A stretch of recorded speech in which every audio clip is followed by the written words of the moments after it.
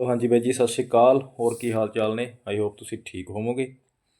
तो अज बई असी थोड़े लिए लैके आएंगे धूरी शहर के विच मैक्सीकन कैफे। तो कैफे बहुत वधिया बनाया बई ने, बहुत सोहना आ।